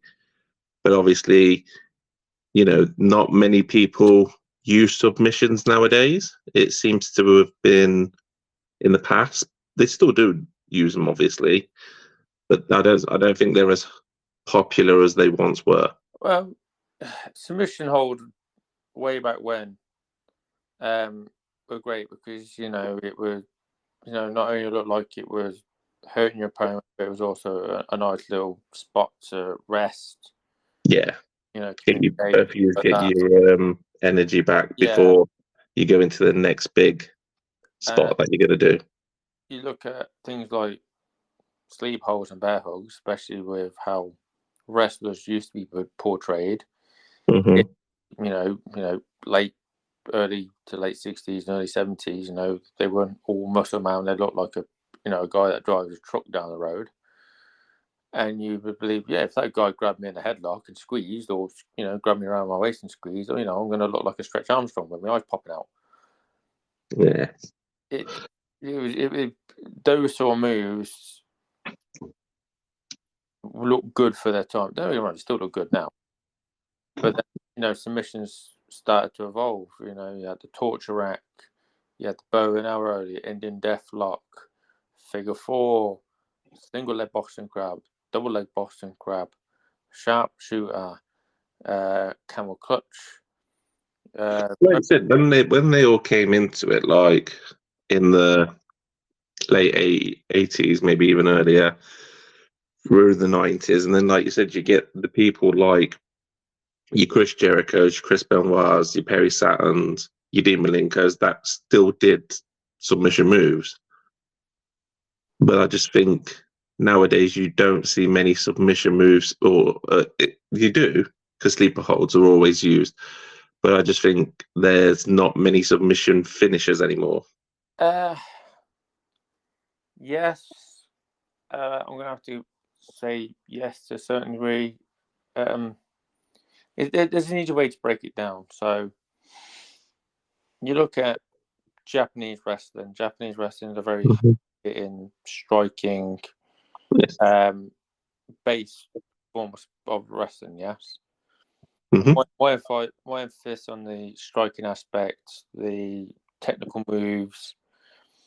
Then you have the American wrestling, which is powerhouse, big moves, a lot of showboating. And then you had the European style of wrestling, which was a lot of holds, joint manipulation, a lot of chaining moves together. That's where you would always see submission moves, would mainly in especially like the UK. Go back, and I say to anyone, go back and look at World of Sport. No, don't look at like Big Daddy and Giant Haystacks. That's just fucking, don't even look at that. But if you go and look at some of the early stuff with William Regal, or when he was known as Steve Regal, Robbie Brookside, Kendo Nagasaki, and things like that. You also had Mick McManus. Go back and watch that sort of style of wrestling, and you would see a lot of chain wrestling, a lot of holds, a lot of technical wrestling, but you also had a lot of speed, a little bit of high flying in there as well. Mm-hmm. And I think that's where submission really gained the ground, was in British European wrestling, and then that sort of transcends to more American, Japanese. Yeah, like I say, it has, they still, WWE say, and AEW, I would say, still do have their submission matches, but they're very rare now. Yeah. But they're taken different away from submission moves. They are good. And in fact, I played, going back to the game, WWE 2K24, I've not long done the one where Kurt Angle made Shawn Michaels tap out with the ankle lock. Yes. That's roughly to where I am. I think a bit further ahead than that, but yeah. In fact, I can tell you where I am. WWE in the showcase mode, I just passed where Brock Lesnar beat Undertaker's streak. Okay, so I'm past that bit now. I just did the Bray Wyatt Firefly Funhouse at 35. I think so, yeah. Anyway, there's a couple of things I wanted to get about Showcase and 2K in general. I know, again, we're taking that sort of tandem off the track, but I just need to get this out here. One, yes, I'm enjoying the game. And I know it's the same game pretty much every year, and sometimes 2K might take things out and they might put some things back in. Most game companies are like that. You look at EA, they do the exact same thing. You play a lot of FIFA, I play a lot of NHL. And I know EA have a tendency to take things out that they had in previous game or the 2 previous games, and then they put it back in, saying it's a new feature. Same thing. EA with FIFA, I haven't played it for a while, but yes, I have played it. Yeah. I think what they've done is, like 2K have done with wrestling, and you've got the My Faction part where you play, but you can pay as well. EA do that with Ultimate Team, and that's EA's big thing. That's their big thing. Whereas career mode, which is what most people would play, gets left behind, like universe mode. Yeah. Yeah, I see what you mean with that, and it's all comes down to microtransactions and getting more money out of people. Exactly. But the thing we're getting with 2K is I am enjoying this year's game. Am I enjoying it to the point that I'm overly ecstatic about it? I wouldn't say I'm there. For me, the biggest selling point for me was, well, 2 big selling points for me for this year's game. It was 40 years of WrestleMania.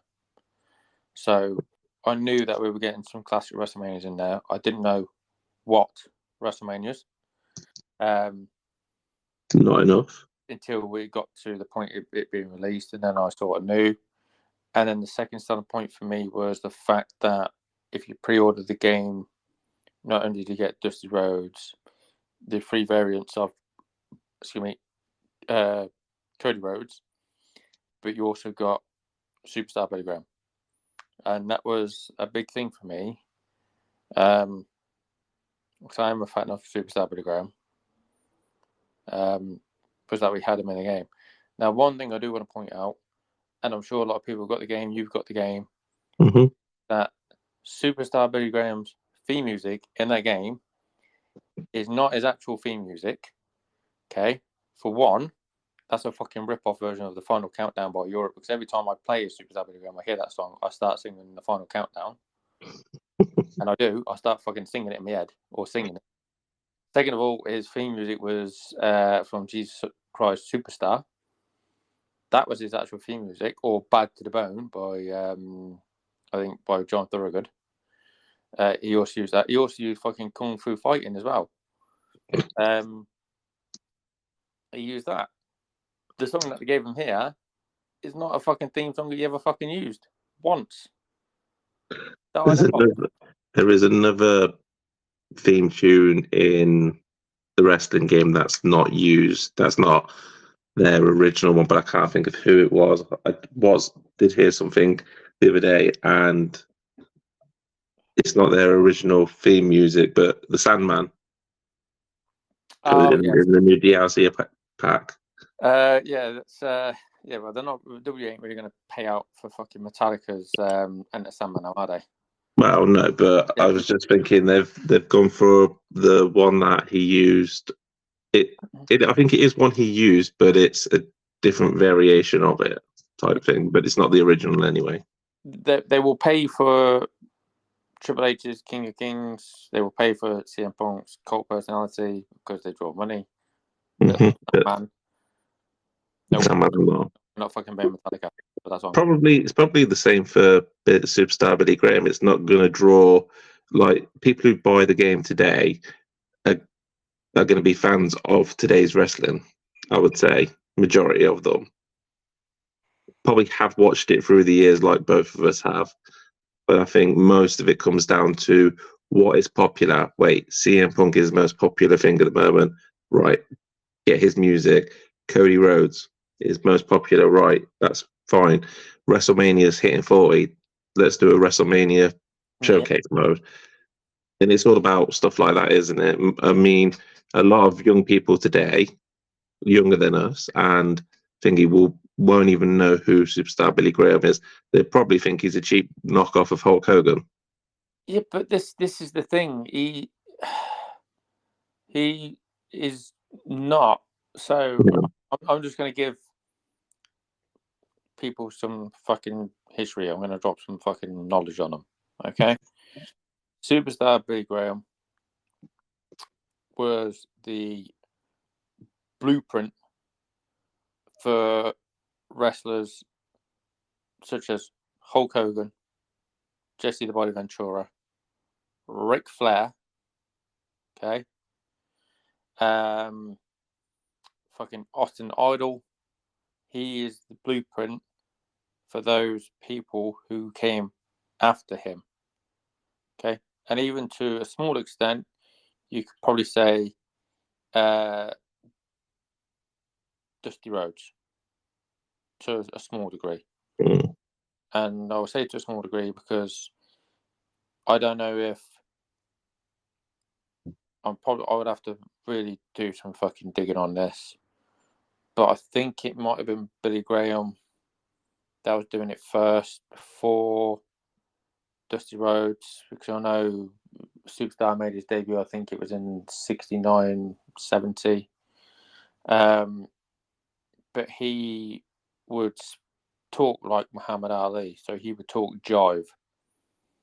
What people don't know what jive is, again, go and look at that on your own time. But he spoke jive, and I don't know if Dusty Rhodes took it from him or Billy Graham took it from Dusty Rhodes, because they sort of started around about near enough the same time. I think it might have been, I'm going to say Dusty Rhodes might have took it a little bit from Billy Graham. But well, if anyone remembers how Dusty Rhodes talks, yeah, then no. Again, it was jive, but it was again. I mean, Superstar Billy Graham was the blueprint for a lot of wrestlers. Even fucking Triple H later on down the line, especially when he was in Evolution, would borrow from Billy Graham. You know, he would have like the mutton chops going on. All right, Billy Graham didn't have mutton chops, but he had sideburns. Yeah. But he, Triple H would borrow aspects from Billy Graham.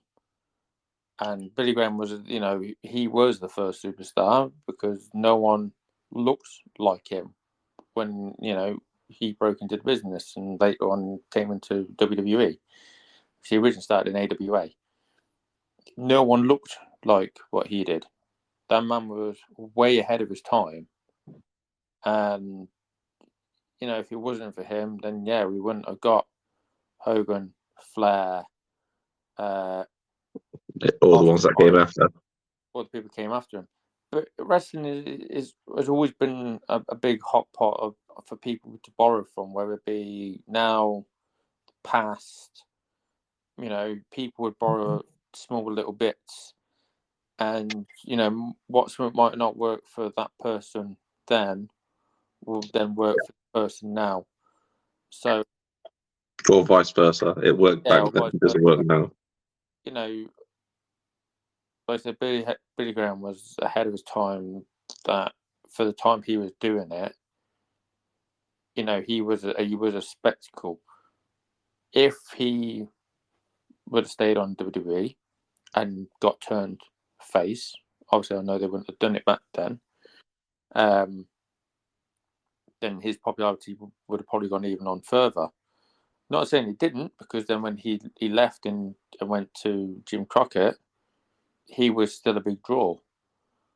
But then you had Hogan, who came along, who was a fan of Billy Graham and Dusty Rhodes, and borrow aspects from them, and also borrowed aspects from Austin Idol. Because you wouldn't have Hulkamania without Idolmania. Idolmania came first, Hulkamania came second.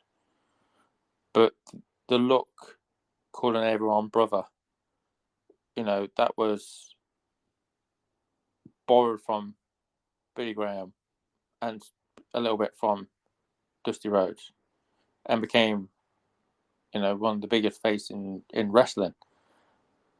But that was also down to perfect timing as well. Right, yeah. It was the 80s, where everything was big, bold, brash, flamboyant. It took off. And, Jesse Ventura had a very good run, again, borrowing aspects from Superstar Billy Graham. His wrestling career was cut short, but became starring fucking Predator, for fuck's sake, and The Running Man. Two good movies. I think when you look at like the past, I think a lot of wrestlers made it their own, but borrowed a certain gimmick from certain wrestlers. And I think Billy Graham, like you said, Hulk Hogan and everyone else took bits from him and put it into their act. So without Billy Graham, we wouldn't have had the Hulk Hogan. We would have maybe still had Hulk Hogan, but not the Hulk Hogan we know today. Yeah, or back then. We wouldn't have half of the stuff that we've got now if it wasn't for that man setting the sort of what was going to be the standard of what a wrestler should be like. And I'm not saying he didn't have flamboyant wrestlers before that, because there were flamboyant wrestlers. Like I said, perfect two. You had Chris Colt, again, a wrestler from the 60s, 70s, and 80s, was very flamboyant. He popularized coming out to music. I know a lot of people will say, Freebirds were probably like the first people to come out to music, or most people say, oh, it's, Sergeant Slaughter. But in actual fact, if someone wants to be really technical, and I might have been technical, the first person to ever come out to bring music was Gorgeous George. He came out to Pompous Dances. But Chris Colt would come out to Alice Cooper, and then at the end of his match would have another Alice Cooper song playing. So the same song, it was a second song, but he brought rock and roll music into wrestling before it even happened in WWE. But again, he was a flamboyant wrestler. And then if you want to look at another flamboyant wrestler, again, another one of my favourite wrestlers, and he's an English wrestler, well, a Welsh wrestler, is Exotic Adrian Street. I've never heard of that name. Never heard of Exotic Adrian Street? No. Go back. You've come off on this, and I'll say this to people listening as well. If you've never seen or watched or heard of Exotic Adrian Street, go back and watch some of his stuff. Some of it you might find on the network, because he was in Mid-South for a period of time. You can go back on YouTube and look at World of Sport, or even just put in Exotic Adrian Street. But he looked like a character from the fucking Rocky Horror Picture Show movie. He looked like he would fit into that. I'm going to have a look at that after this, because, like I said, I've never heard that name. But yeah, obviously, like you said, there's been a lot of flamboyant wrestlers. There's flamboyant wrestlers today. I'm not going to go naming some and anything, because probably we're coming up to an hour and 50 minutes. Anyway, as I was saying, so let me just go back to 2K24. So obviously, I said yes. The one thing that gets on my nerves is obviously the wrong theme music for Superstar Billy Graham, but then I want to dive into Showcase, so I'm sure a lot of people would come across this. One, the match selection compared to 2K14, 30 years of WrestleMania, fucking rubbish. Second of all, they can't get most of the arenas right, and I'm talking about WrestleMania 3 and WrestleMania 10. they can't get the arenas right because we got the entrance in the wrong fucking place.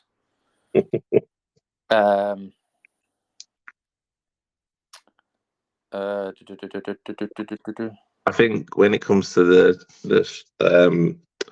and like arenas and stuff, because they're so bland now and there's nothing really there, 2K have gotten quite lazy with stages and arenas. Yeah. Instead of giving you different entrances, you'll get the entrance from the same place all the time, or unless you put your superstar to come through the crowd. I know. And I think it's a lazy part on 2K. Oh, yeah. So WrestleMania 3, 10, and I think 20. Yeah, 20. Yeah, 20 was wrong. Because it's on the hard camera side. Mm-hmm. Then WrestleMania 10. So yeah, 3 things that annoy me, and also the fact that there's just too many fucking objectives in the match, or the fact that the AI at some point in time starts being a fucking right cheat little bastard, and just somehow there's been a couple of matches that I've had to restart, and this is probably the first time in me ever playing a showcase mode I've had to fucking restart a match because I've lost, because somehow the AI has managed to fucking Hulk up, Roman Reigns up, fucking jumping Jack Flash up, and then somehow fucking beat me and pin me. I have had the same problem. That Ravishing Rick Rude Ultimate Warrior match, the amount of times I had to restart that, I even gave up at one point. I think the one that I I had to redo that one. Now, I didn't have to redo it in the sense that I failed it the first time. I actually completed it. But because I started to record gameplay and upload them to YouTube, which I would say to anyone now is an absolute ball ache, because the amount of stuff I've had to edit out due to copyright issues, because of likenesses or images, or just stupid certain 2 second, 3 second segments that have no impact somehow as a copyright, I've had to remove. I am debating on about uploading the rest of them. I don't know yet. But at the moment, I've sort of stopped recording them. But yeah, I had to go back and re-record the Rude and Ultimate Warrior match, which I've already beaten. I lost twice on that fucker before doing it again. Shall we do our number one? Because obviously we can go on. We can do a WWE 2K24, and I'm sure we can talk about loads. Next podcast episode, we are doing things that we love and hate about 2K24, and I'm sure there's going to be a lot more things I fucking hate about that game than I do like. But I could easily rant about that game for the next 4 hours. I think the next one we do can be about, let's just put 2K on the spotlight, and we'll go from things that we liked through all the 2K games, from 2K13 and what we hate from 2K13 all the way up to present. Obviously, we'll have to keep it shorter, but I'm sure 2K is going to get a lot of hate. Right, to go back to finishing moves, my number one, we've touched on it anyway, and we've spoke about it, is the pedigree. See, I thought you were going to pick the pedigree because I know Bret Hart and Dolph Ziggler and Triple H are 3 of your favourite wrestlers. And you already put 2 in there, so I thought it was only a matter of time before you put the third one in there. Well, growing up, my favourite was Bret Hart. I loved Bret Hart. Just thinking. And then when we got D-Generation X, even the one with Shawn Michaels and Triple H, I liked it more when the Outlaws and X-Pac joined. But yeah, the pedigree, always been a favourite. And I like the pedigree of old, what Triple H used to do, not where he started to let go of the arms and stuff. Not that pedigree. So but literally drop the guy down with the arms. Yeah, the one where he's actually keeping hold of their arms. Yeah. That's the pedigree I like. It looks more deadlier because when he started letting go of the arms, you could see their hands were going down to stop them from banging on the mat. Yeah. Whereas when he kept hold of their arms, they basically had nowhere to go. Which is and it makes it look more deadlier because the face is going to hit the mat, basically. The one pedigree I'll always remember, and I can't remember who Triple H was fighting when he did it, but when he did the pedigree, the other wrestler sort of like went up and he landed head first on the mat. Yeah. Can't remember who it was, but if you haven't seen it, just go and type it into YouTube. It will appear at some point on there. It was against a job guy. Yeah, it was a job guy. But like I said, if you put in dangerous pedigree into YouTube, you'll find it. Yeah, I have seen it. Mm-hmm. I think the blame is not on Triple H on that. I think it's on the actual guy taking the move. He thought he was going for a fucking Tiger Driver, and then they'll get planted fucking head first into the mat and driven into the canvas. I mean, it looks like a devastating move. Oh yeah, well, it put the guy in the fucking wheelchair. Oh, I didn't know that. Yeah, I never landed on his head. That was about as much. Yeah, I think the guy is currently in the wheelchair. I think. So yeah, the pedigree, my favorite move of all time. I always make sure I've got it in a moveset again on a wrestling game. And if I was a wrestler, that would be the move I would want to do. Okay. I think it's a very good move. So what's your number one then? Because you said you knew it. I do know it. And you should know it.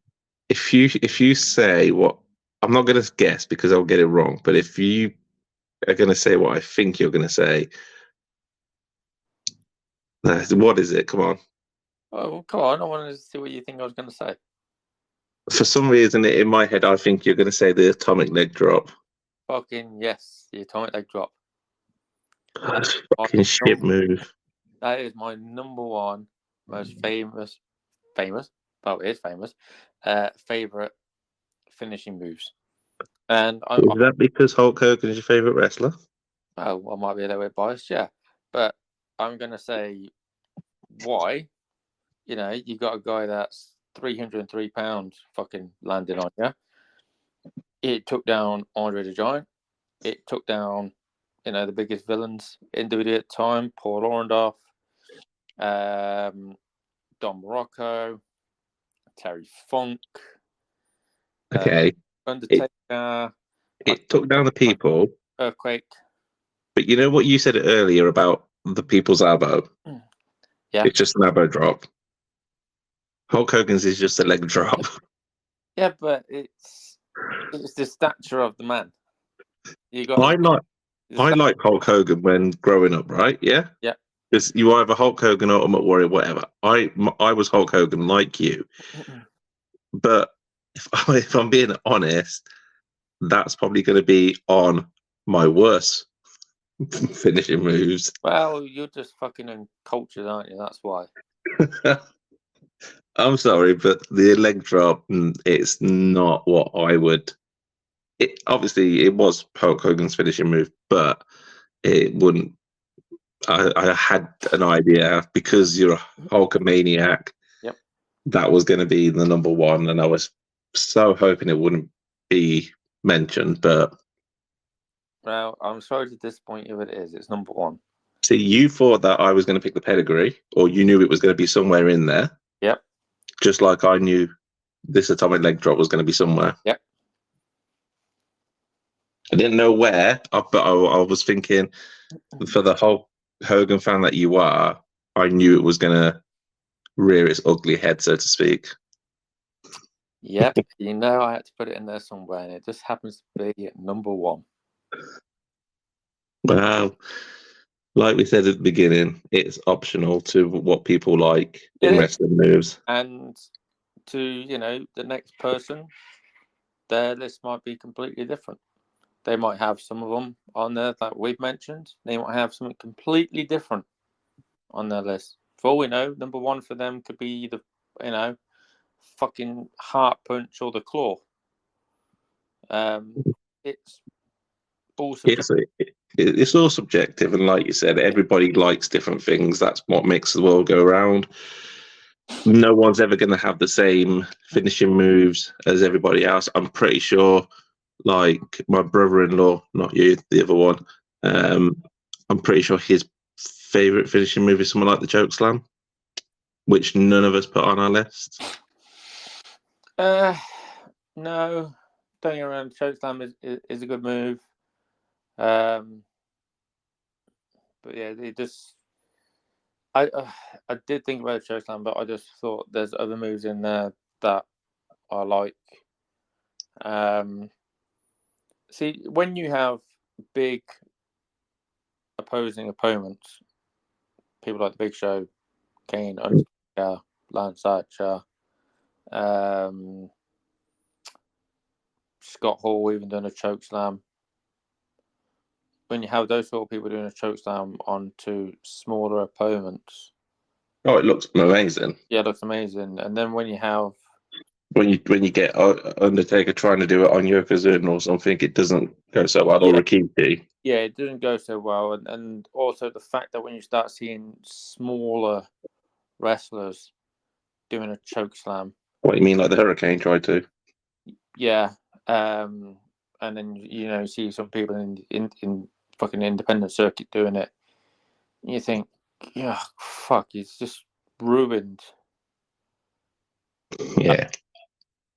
But yeah, so obviously I think we should make this come to an end. But yeah, so I think we've gone long enough. Sure, probably half of the people that are going to be listening to this probably would fall off asleep probably around about halfway through. But the people that do probably make it all the way through, it's good to be back. Yeah, it is. We do need to do this a lot more. Hopefully, we can do this a lot more. Bringing more people, which would be good. And like we said, next week we're going to go through what we like and what we hate. Yes. About 2K games. Well, wrestling 2K games. Yeah. Hopefully, I think most of it will be around 2K24, but we can have a look at other little bits. Yeah, we can have a look at other little bits. I think most of the hate is probably going to go on to current game. I'm not saying it's bad, but fuck me, they had £80 out of me for it. Which one did you go for? I went for the is it the deluxe edition? Not the 40s WrestleMania, but the one before it. Yeah, there was 3. You got the standard, the deluxe, and the 40 years. Yeah, I went deluxe as well. I went with the deluxe because I wanted it early, and I had it early, and I ended up playing it fucking 3 days later when the game actually came out. So I don't think I might as well just wait. So you should have just brought the normal one then. I could have, but I got the DLC, so obviously got the season pass with it. Yeah. I think there was a reason why I wanted the season pass this year. I think there might have been something in there that I wanted. I know there's a ECW pack. There's a WCW pack. There's a fucking stupid Pat McAfee that will be in the hated things in the next video, in the next podcast. And there's 2 other packs, but I can't think. But we'll get into that next week anyway. Yeah. Or next time. Yeah, next time. One thing I want to say is before we leave, is the podcast that we recorded previously. Eventually, I do want to start putting these onto YouTube for people to then find on YouTube as well. Obviously, everyone is doing it at the minute. Everyone's either, going through Spotify, Apple, and then also uploading to YouTube as well. And I think it's only fair that we start doing the same as well. So I have to start taking all these recordings that we've done. And I think as well, like when wrestling's a massive thing, but whatever we talk about, obviously we're gonna do the same as other people because there's only so much you can talk about, really. But obviously, like again with like lists and stuff, it would always change from one person to the next. Everyone's done a list. Everyone's done a speculation video. Everyone's done a video on their favorite game, bout, period of wrestling, road stories, things like that. And I think, okay, yeah, we've sort of done the same, or people might have done the same as us, but wrestling is big enough and goes back far enough that there are things to, tap into. Especially, we could start looking into pay-per-views, especially like pay-per-view buy rates, give our own verdict on what we thought the matches were like and our own grades. And that's just not for WWE. We could do that for WCW, ECW, TNA, AEW, oh fucking yeah, AEW, NWA. NWA, yes, NWA, Jim Crockett Promotions. Don't think Mid South had pay-per-views, but anyway, we could go back anyway, and obviously having the access to the network and obviously things on YouTube is going to help tremendously. It's going to be quite annoying as well because most of the stuff that is on the network has either been dubbed, edited, cut, spliced, back to front, up, down, left to right, when polka dots. It's different from them when it was originally released. But, still, hopefully we can give our own thoughts on it and what we thought about the pay-per-view, watching it. And hopefully we are going back to AEW this year. Yeah. Yes, we are. All in, we are. We are going back to All In. So hopefully we will do a podcast about that. Hopefully doing a podcast throughout the duration of the pay-per-view, because obviously we do want to watch it. But I think best thing to do on AEW is go and watch it, then like on the way back, type into your phone what we liked, what we didn't like, and then you can make your notes up ready for the podcast about what we liked, what we didn't, what we thought was outstanding, what we thought was boring, all those types of things. I think also when we're there, I think we're going to be there for a little bit before we actually get it as well. I think we might do a little pre-show podcast just to say, what we're thinking about it, what we're looking forward to, expectation, how many people are there, the price of AEW belts, which are fucking astronomical and expensive. What you mean, 600 for a TNT and 800 for the world? Yeah. Yeah. So we can talk about that. And obviously, we're seeing stragglers by. Maybe they might get interested and want to put in their own 2 cents as well. But that is not until August. Yeah. So plenty of time. Expectations this year for All Out compared to All Out last year when we went. I don't want to get my expectations up too high at the minute. Last year, it was good. I did enjoy it. I'm not gonna think it could have been better. Could have been. Obviously, I know the stage is going to be in a different place this year, so we'll get to see the stage. Yeah, not sick on you. But AEW All In, I would have at least rated it a B, because there was a few things that wasn't great, but I reckon a B is a fair rating. I would probably say B minus, maybe C plus. There's things I liked, things I didn't like. Hey, let's put it this way: the Bullet Club Gold, they won. Yeah, they did. Yes, they did. They did win. Much to the dismay of everybody else there. Yes, and I was actually rooting for the Bullet Club Gold, and I was actually quite happy when they did win. But anyway, so again, all in. Yes, All in. I don't know why I said all out. That's one after. We're not going to that. No, all in. All in. In August. That's all in. We will do hopefully a podcast for when we arrive there. And then we'll also do one about the event as well after we watched it. But again, that's not until August. So we've got plenty of time between now and then to do other things, which we are going to do. And hopefully start putting more butts in seats and get more people to coming back. Mm-hmm. Huh. Yep. Okie dokie then. Well, I shall speak to you next time then. And I'll speak to you next time.